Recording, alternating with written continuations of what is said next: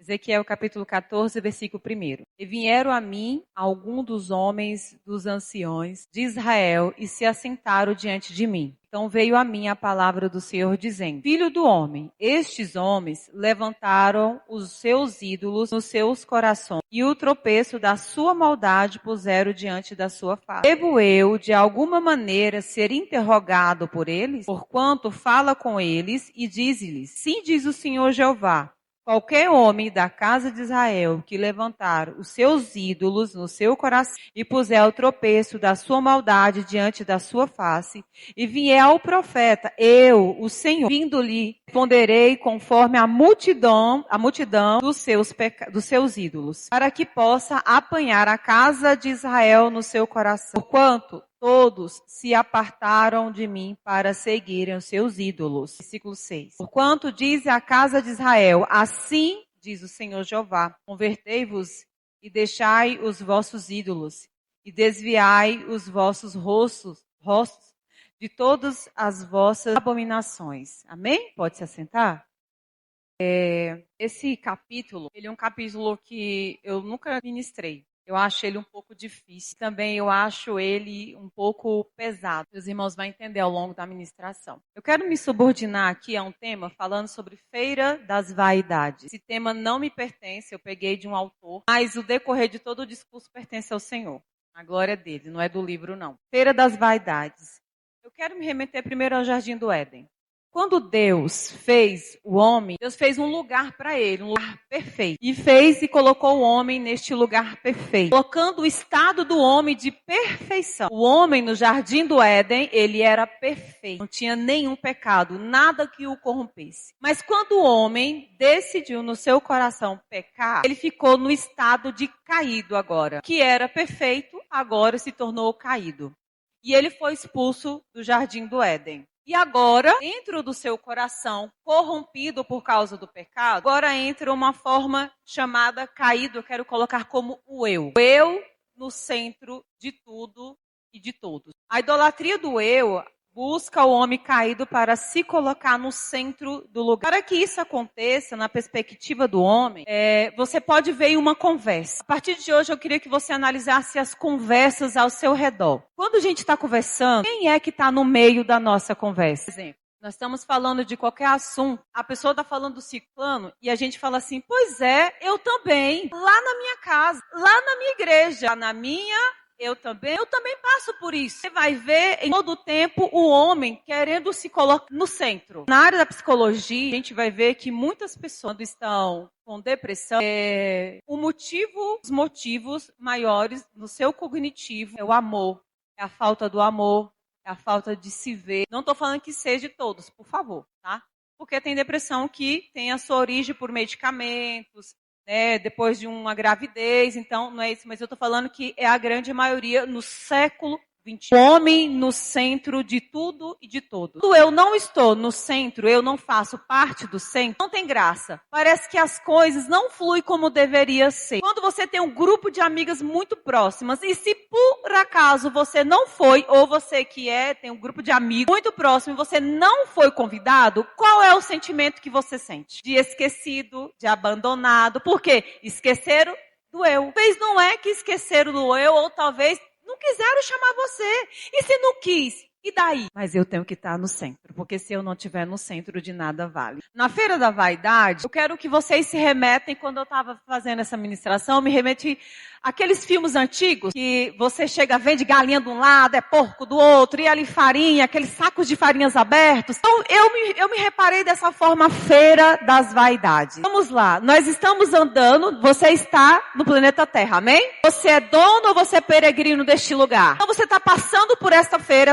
eu vou colocar ela, eu dei o nome Feira das Vaidades, mas é o mundo que nós estamos passando por ela. Só que nessa feira, ela vende a honra, a riqueza, o prazer, o prestígio, a fama, a religião, até a própria consciência. E entre outras coisas que podem ser vendidas na Feira da vaidade. E eu quero perguntar, que nessa feira você está passando, aí alguém chama assim, vem cá, eu tenho honra para te dar. Opa, quem é que não gosta de ser visto? Quem é que não gosta de ser ouvido? Quem é que não gosta de ouvir seu nome? Quem é que não gosta de ser aplaudido? Quem é que não gosta de ser honrado? Faz parte do coração do homem. Tá vendendo, vem cá, extra! Riqueza, quem é que não quer ser rico? Ah, meu irmão. Tu não quer, então tu tá. Quem é que não quer ter dinheiro e em abundância? Quem é que não quer? Não tô falando que é pecado, tá? Escuta aí. Prazer. Quem é que não gosta de um prazer? Gente, hoje um prazer lícito. E é maravilhoso comer. Quem é que não gosta de comer? Meu irmão, raras as pessoas que eu sei que não gostam de comer. Gente que não gosta de comer certas coisas, mas outras coisas, doce, chocolate, nananã, e outras coisas, pizza, que é coisa boa mesmo. Quem é que não gosta? Churrasco, né?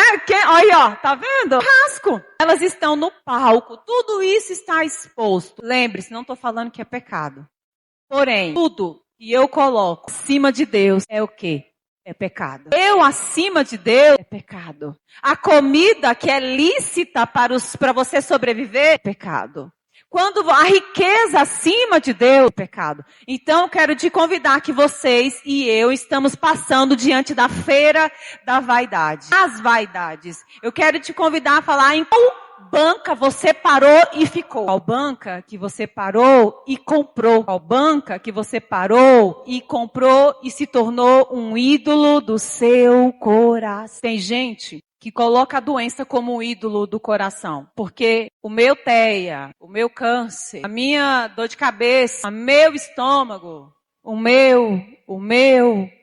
Não estou falando, irmãos, que isso seja o pecado, mas se torna quando é um ídolo exaltado no palco do teu coração, do meu coração. O orgulho, a soberba, e aqueles ídolos que nós não sabemos que temos. Não sabemos que temos e no caminho você fala, meu Deus, mais um pecado que eu tenho. Meu pastor estava aconselhando e ele falou assim na sua oração. Ele falou tantas coisas boas e me corrigiu em algumas coisas. E na oração ele falou assim, Senhor, que a Patrícia não venha cair.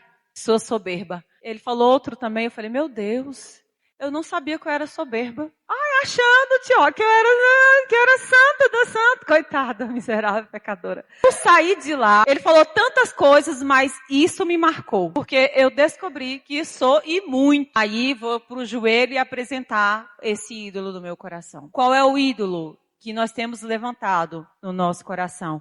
O dinheiro?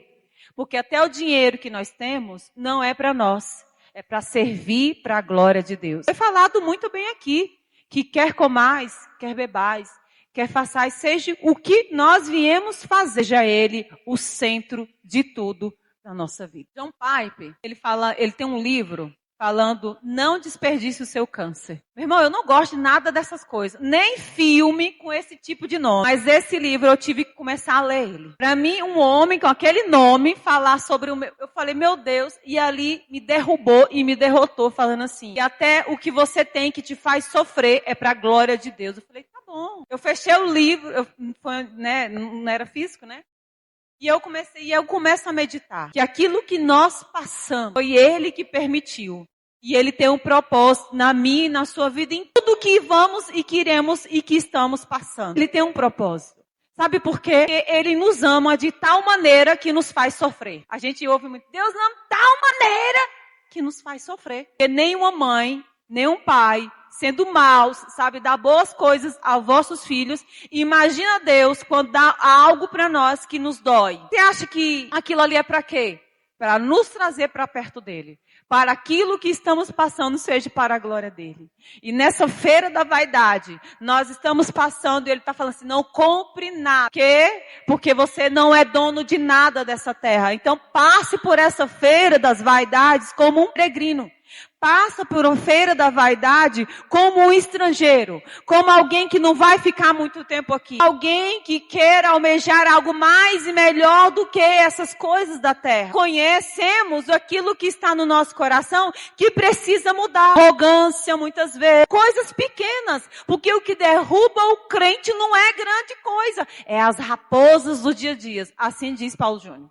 É a mentirinha aqui que acrescenta ali. É o orgulho aqui que aumenta acolá. É o meu senso de justiça que eu tenho tudo justificado. Isso tudo é pecado. Isso tudo é pecado. E quando nós lemos Ezequiel, não vou fugir, no versículo 3, quando os anciões foram até Ezequiel. Só que eu quero trazer um pano de fundo desse capítulo. Ezequiel, ele foi levado na segunda leva de Jerusalém para a Babilônia. A primeira foi Daniel com seus amigos e outros. A segunda leva foi Ezequiel. A diferença é que Daniel foi para o palácio ministrar no meio das políticas públicas, para os reis e assim por diante da alta corte. Deus os homens lá também, como os homens no Congresso Nacional aqui. Mas Ezequiel não foi para este lugar, ele foi para o campo, ele foi para a comunidade. Lá na comunidade, uma cultura diferente, um povo diferente, e pessoas diferentes, ele não deixou sua essência, continuou sendo profeta.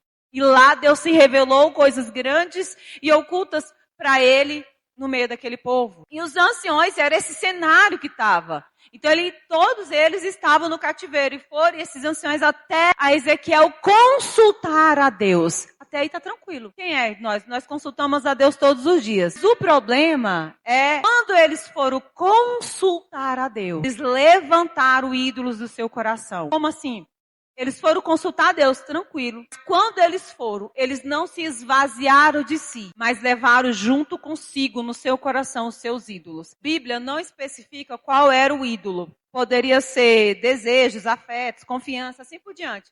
Poderia ser qualquer coisa. O ídolo que Deus fala, nós hoje, pastores aqui, a gente acha que só os católicos que eles idolatram, né?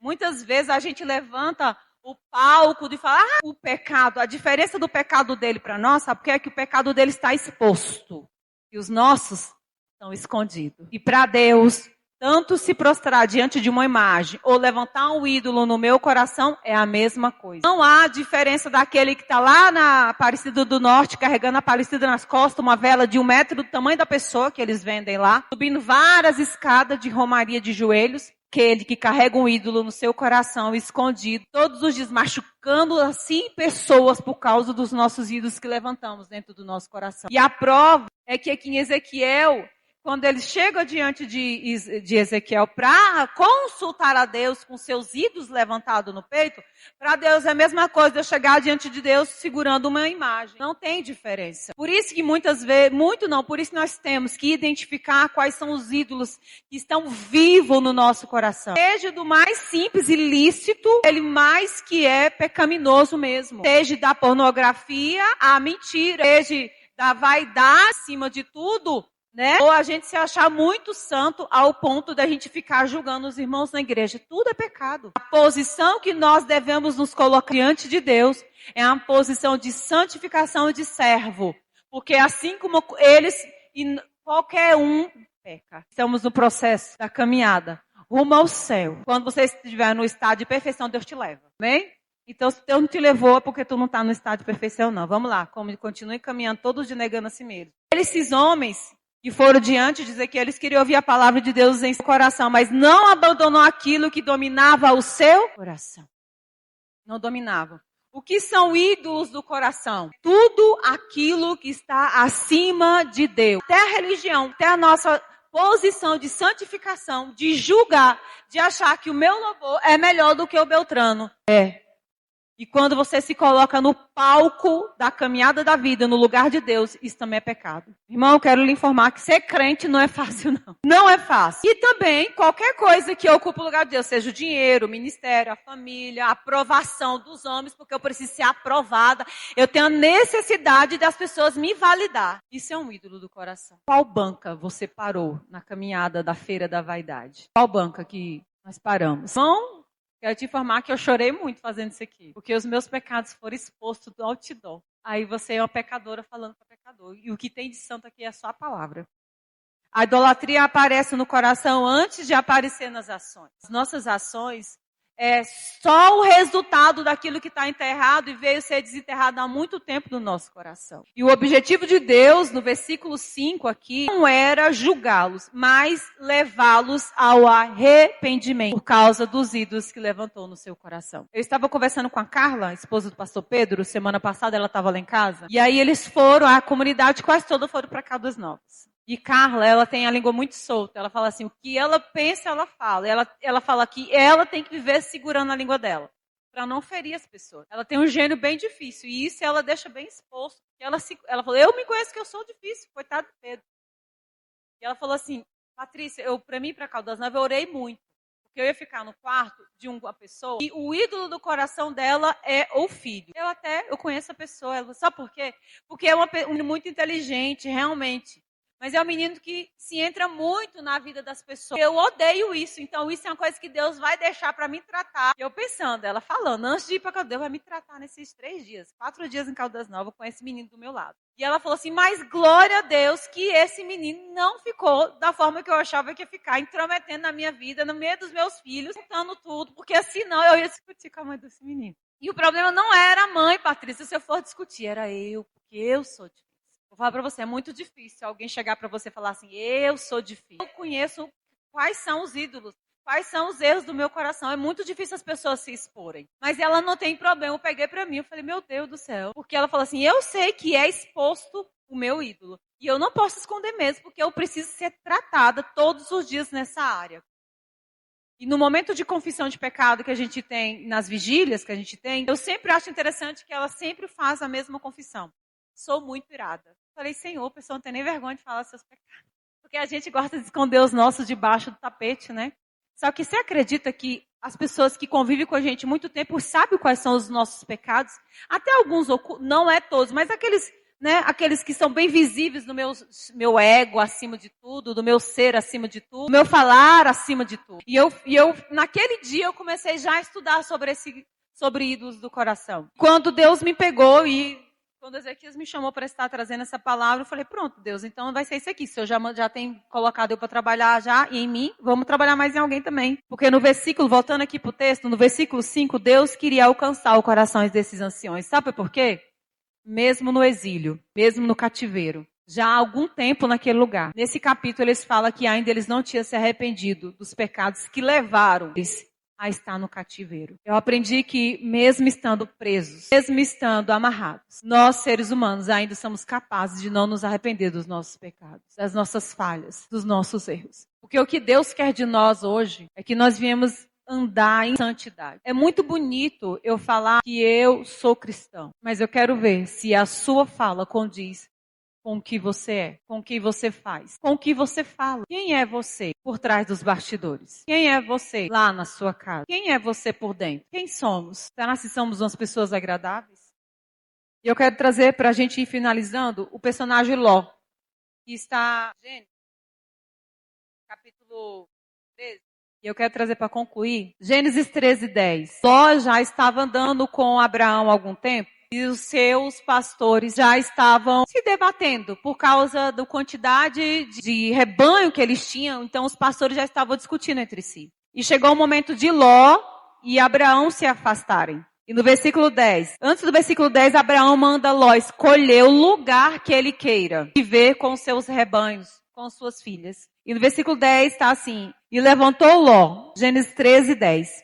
E levantou Ló os seus olhos e viu toda a campina do Jordão, que era toda bem regada, antes do Senhor ter destruído Sodoma e Gomorra. E era como se o jardim do Senhor, olha como era Sodoma aos olhos, era como se fosse o jardim do Senhor, como a terra do Egito quando se entra em Zoar. Nesse versículo, quando ele levanta os olhos, ele olha as campinas do Jordão, ele vê como se fosse o jardim do Éden. Um lugar bonito, um lugar próspero, um lugar que ele olhou para o rebanho e falou assim, é este lugar que eu vou prosperar, continuar prosperando. É este lugar que eu vou enfiar as minhas estacas, alargar as minha tenda e continuar cuidando das minhas filhas. Neste lugar, o que é diferença de Ló para Abraão é que Abraão, ele contemplou a promessa de Deus e não o lugar. E Ló contemplou a terra, aquilo que é corruptível, aquilo que encheu seus olhos, aquilo que ele achava que é bom. Porque o homem sem direção, ele anda de acordo com o que vê. Mas o homem com direção, ele olha e ele anda a partir do que crê em Deus. Ele anda a partir da direção que Deus dá. Ele não olha a partir do que ele vê, mas é a partir do que Deus direciona. Não toma decisões sem antes consultar o Rei dos Reis. A vida dele é diferenciada, porque ele sabe que na caminhada da vida os seus dias aqui são poucos. A vida dele tem uma programação, tudo seja para a glória de Deus. E isso que nós temos que viver, com os olhos fixos no Senhor, como Abraão. E não como a Ló, que avistou Sodoma e Gomorra e vistou uma cidade como se fosse o jardim do Éden. Ló primeiro viu, depois desejou, depois escolheu, depois armou sua casa, suas estacas, depois morou, depois estava sentado à porta da cidade, conversando com todos, se sentindo participante da vida daquele povo. Um povo totalmente corrompido. Se eu sento na praça da cidade e converso como se eu fosse participante daquele povo, então é sinal que o que eles fazem não é errado para mim. Ou eu acho. O problema nunca foi o objeto do olhar. O problema é o desejo de querer aquilo que você olhou que não te pertence. Que não era pertenceu. O problema era a inclinação do coração de Ló. Era a intenção do coração. Eu ouvi esses dias um pastor falando assim, pastor da nossa igreja, ele falou assim, que o amigo dele, ele foi ministrar numa igreja, e o amigo dele estava na praia com sua esposa. E passou uma mulher desnuda praticamente diante dele. Na praia, né, meu irmão? Não vai estar bem vestido mesmo.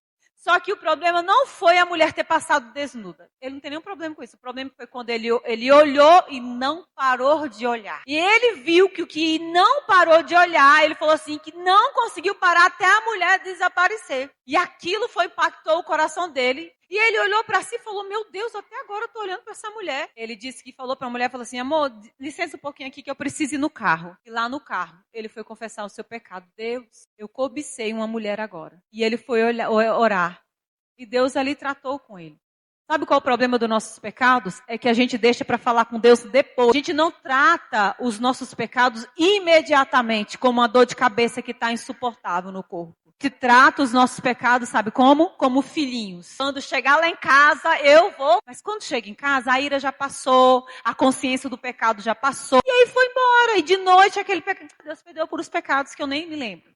O pecado, ele precisa de arrependimento para ser, e confessado para ser perdoado. Por isso que a Bíblia diz, confessar os nossos pecados uns aos outros. Que é muito fácil eu pecar. Se eu pecar, o pastor ensinando, né? Se eu pecar diante dos homens, eu tenho que confessar diante dos homens. Se eu pecar no oculto, eu tenho que pecar, no sentido do oculto, cuidado, tá, irmãos? É que se eu pensei mal sobre alguém ali, eu já tenho que dar a injeção. Mas se eu pecar diante do povo, eu tenho que me confessar diante do povo. Que eu feri quem me ouviu, talvez, e também quem estava ao lado dessa pessoa. Por isso que nós temos que tratar nossos pecados como deve ser tratado. Para não se tornar normal, rotina. Para não se tornar uma intenção do coração normal, igreja. Porque o que vai te derrubar lá na frente, ou eu, é esse pecado não tratado. A frieza que bate na porta, você pode olhar. Não é porque a frieza, é por causa que ela vem com o pecado. E eu não tratei lá atrás. E aí quando chega lá na frente, eu tô como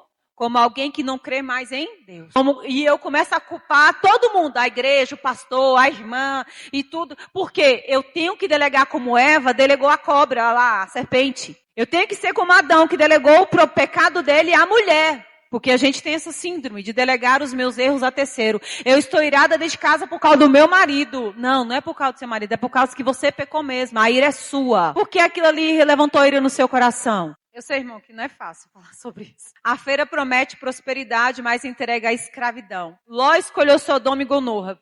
Parecia um jardim do Éden. Quando a gente flerta com o pecado. Quando a gente flerta com o pecado, a gente pode chegar na masmorra como Ló chegou.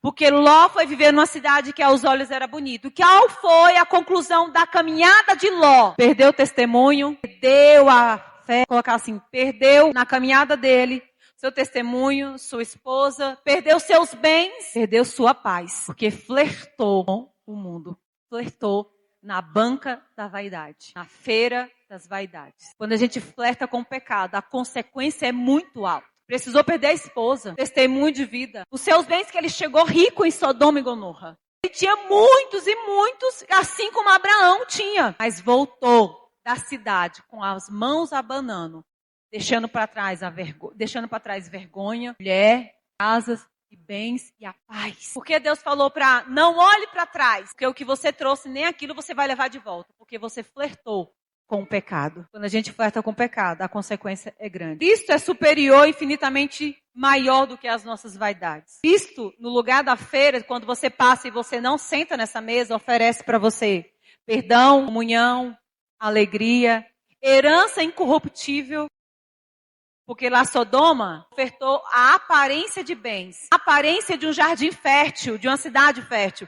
A aparência. Deus oferta para nós o que é certo, e o que é concreto, e o que é verdadeiro, o que é fiel, o que não vai te faltar. A presença do Senhor todos os dias. O que não vai te faltar, lugar, jardim celestial para você morar por toda a eternidade. Não vai te faltar se você passar pela feira das vaidades e não sentar no céu aguardando aqueles, uma herança, uma coroa, algo incorruptível. Não flerte com o pecado.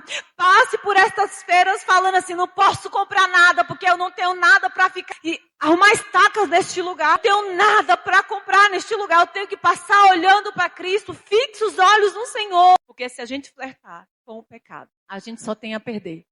E a perder tudo. Tudo que você disse que é importante hoje para você. Eu quero concluir que a Feira da Vaidade não fique apenas no culto de hoje. Ou na pregação de hoje. Porque a Feira da Vaidade, elas estão nas redes sociais, no consumo, na busca desenfreada pelo reconhecimento, no poder, no prazer acima de Deus. Eu quero trazer para vocês aqui hoje. Quem é que nós queremos ser hoje? Abraão, que vive pela fé, ou Ló, que viveu pelo que viu?